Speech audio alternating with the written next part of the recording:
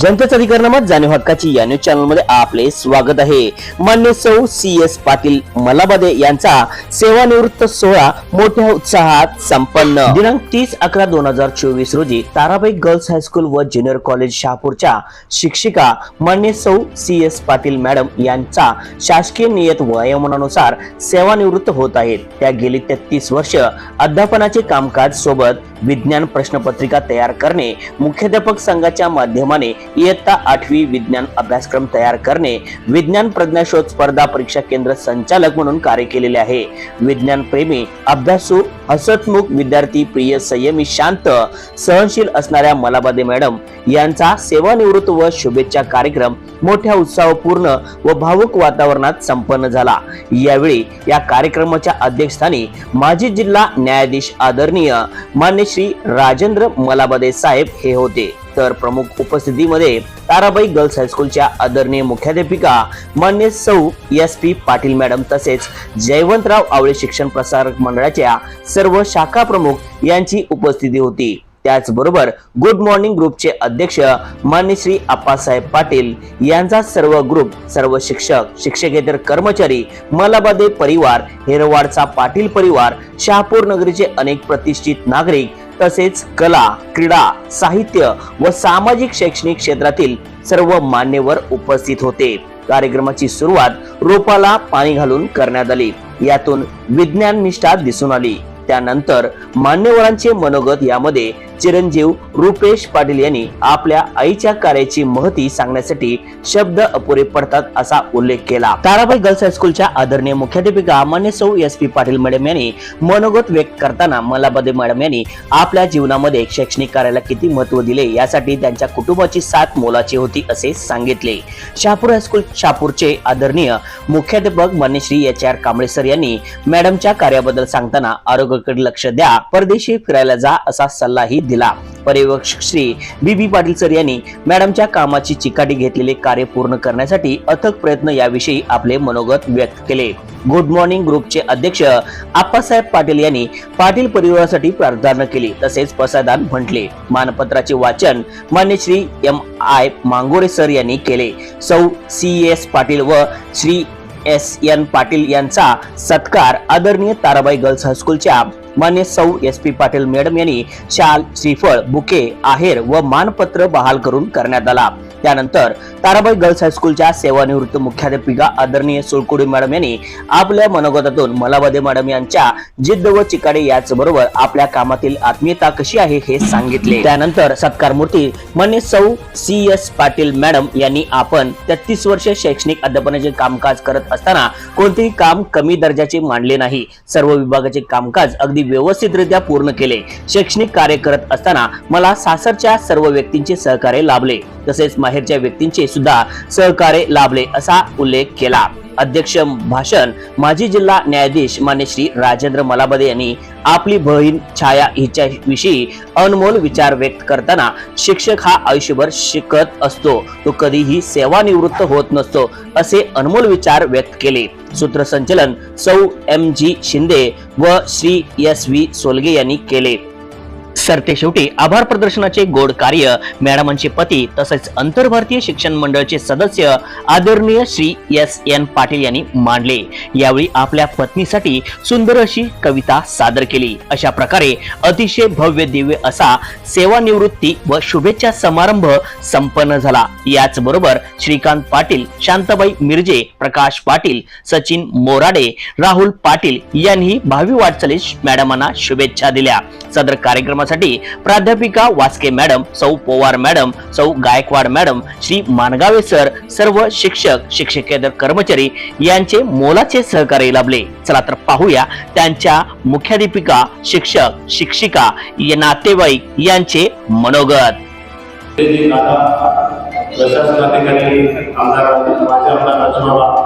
सगळ्यांच्या नजरेत असणारी एक व्यक्ती म्हणजे मलाबादे मॅडम। अतिशय नम्र स्वभाव, कुठलंही दिलेलं काम अतिशय काटेकोर आणि कटाक्षानं करायचंच असा त्यांचा ध्यास। कधी स्वतःच्या तब्येतीची काळजी घेतली नाही, कधी जेवणावरती त्यांचं लक्ष असायचं नाही। पहिला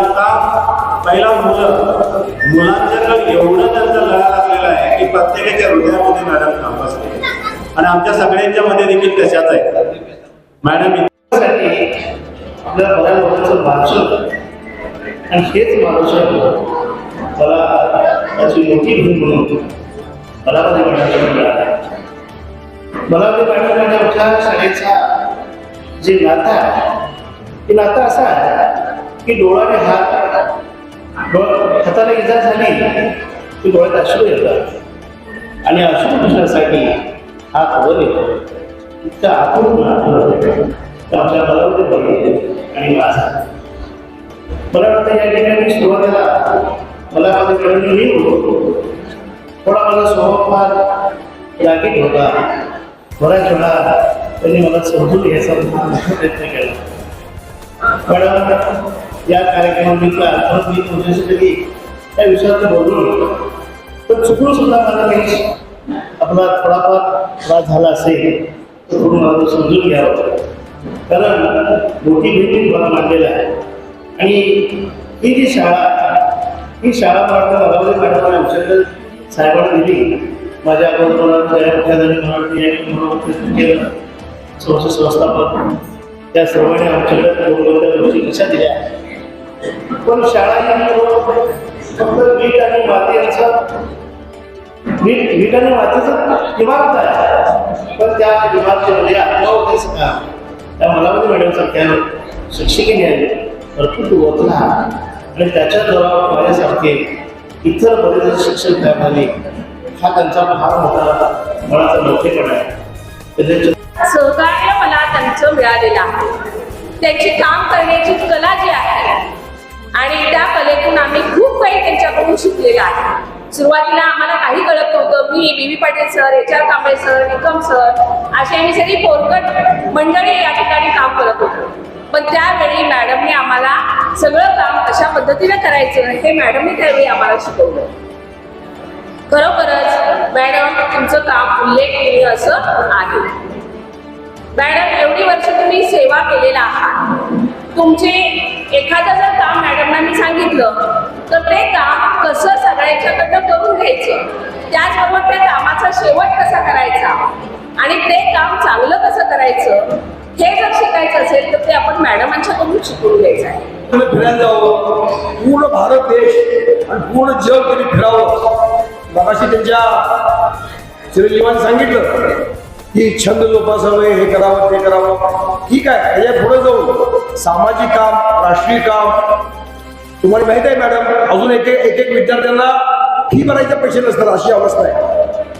अशा ठिकाणी अकॅडमीवर जाऊन तुम्ही टीचिंग करावं असं माझं प्रामाणिक मत आहे. अशा विद्यार्थ्यांना मदत करावी तुम्ही त्या क्षेत्राला म्हणून असं कार्य तुम्ही करा, ही पुण्याची काम आहे. समाज न बाळगता माझ्या मुख्याध्यापिका होत्या, सगळेजण आम्ही स्टाफ होतो की त्यानंतर सुद्धा मॅडम नाराज झाल्याने की परत आणि परत ज्यादा जोमाने कामाला लागलेले होते की आपल्या संस्थेचं बीट आणि धर्मनियम विकास किंवा देशभक्ता करणं कोणत्याही खेळाची त्यांनी कधी अपेक्षा केलेली नाही. आणि हे मी म्हणते कुणाला सांगून किंवा नियम किंवा काय करून होत असतं ते रक्तातच असावं लागतं आणि हे रक्तात असलं तरच आपलं प्रामाणिकपणे काम करत असतं. आणि ही परमेश्वराची इच्छा असते की आत्ताच आपण विश्व प्रार्थना ऐकली की सर्वात भलं इच्छित आपण तेव्हाच आपलं सुद्धा भलं होत असतं. आणि मॅडम या गोष्टीला अनुभवच असे आहेत की बऱ्याचशा वेळेला बघितलं की केवळ तेच नव्हे, अभ्यासक्रमाच्या बाबतीत असलेला काही असेल की आम्ही काम करत असताना एक कोणतंही काम असू दे, त्या कधीही हलक्या प्रतीच्या मांडल्या नाहीत. ऍडमिशनचं काम असू दे, विज्ञान प्रदर्शन असेल, अन्य कोणते असेल, माझ्या सर्व सहकार्यांना समजून घेऊनच त्यांनी आतापर्यंत काम केलेलं आहे. आणि निवांतपणा करण्याच्या ऐवजी शांतपणे बसायचं, 1-2-3 दिवस निवांत सुट्टी घ्यायची आणि हे ठरवायचं की आपल्या आयुष्यामध्ये कोणकोणत्या गोष्टी आपल्याला करता आल्या नाहीत, कोणकोणत्या गोष्टी आपल्या बाकी करायच्या, त्या सगळ्या गोष्टींची लिस्ट करायची. त्याला बकेट लिस्ट असं म्हणतात. अशी बकेट लिस्ट करायची आणि ज्या ज्या गोष्टी या धावपळीच्या आयुष्याला आपल्याला करता आल्या नाही त्या सगळ्या आपल्या जीवनपणात कशा पूर्ण करता येईल त्याचं नियोजन करायचं. तीच व्यक्ती इतर गोष्टींना न्याय देऊ शकते. मग चिरंजीव रुपेशकडे बघा, त्याच्यासाठी त्याची आई श्रेष्ठ आहे. एखाद्या विद्यार्थ्याने विचारलं तर शिक्षिका म्हणून त्या श्रेष्ठ आहेत. पाटील सरांना जर विचारलं तर एक पत्नी म्हणून त्याचा दर्जा मोठा आहे.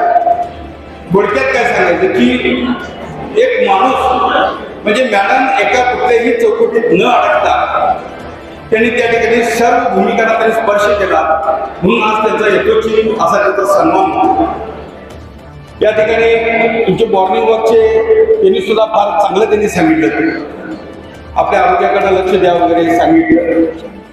मला साहेब आज जीवनात आज जर बघितलं समाजामध्ये लोकांनी एक चौकट स्वतःला मावून घेतलेलं असतात. मी शिक्षक आहे, मी आमकाय, मी तमकाय वगैरे ह्याच्यात गुरमीतच वावरत असतात. पण एक चांगला माणूस जो असतो, ज्याच्याकडे माणूस असते, त्याला माहित असते जीवनाचं सार काय आहे. आणि त्याच्यामुळे तुम्ही या मॅडमांच्या चेहऱ्याकडे बघा, एक सेल्फी युक्त चेहरा, ज्याला आमच्या भाषेत एक सेहतमंद चेहरा असं म्हटलं जातं. हा तो सेहतमंद चेहरा आहे, लक्षात ठेवा, की ज्याला जीवनाचं सार माहित आहे. तर हिला मी साक्षात नमन करून मी माझ्यात थोडंसं मनोगत व्यक्त करायला सुरुवात करतो. आईबद्दल काय बोलायचं, आईबद्दल बोलेल तेवढं कमीच आहे.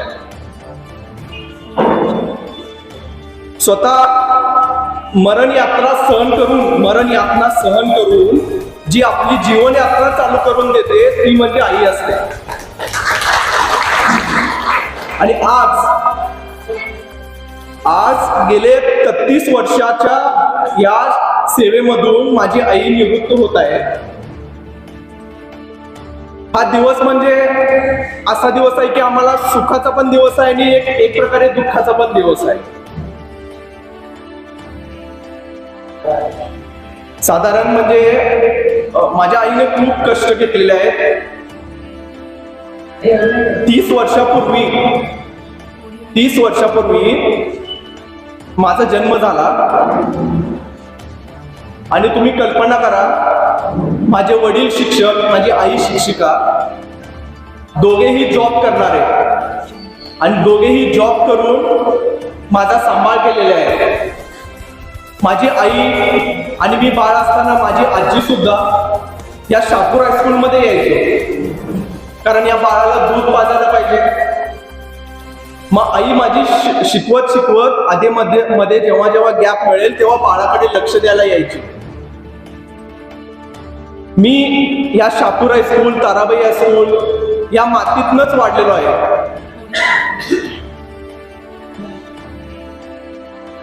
म्हणजे अगदी स्वार्थ किंवा स्वतःचा काहीही जबाबदारपणा नाही आहे. ती एकदम डाऊन टू अर्थ पर्सन आहे. शाळेतली पडेल ती कामे ती करते, पडेल ती कामं. तुम्ही कुठल्याही शिक्षकांना विचारा, ही एका आमदाराची मुलगी आहे असं वाटत सुद्धा नाही. आणि अजून एक आईचा गुण म्हणजे कामात झोकून देणं. अगदी त्यामुळंच तिला या शाळेला, संस्थेला वेळ देता आला. तिला अनेक विद्यार्थी घडवता आले.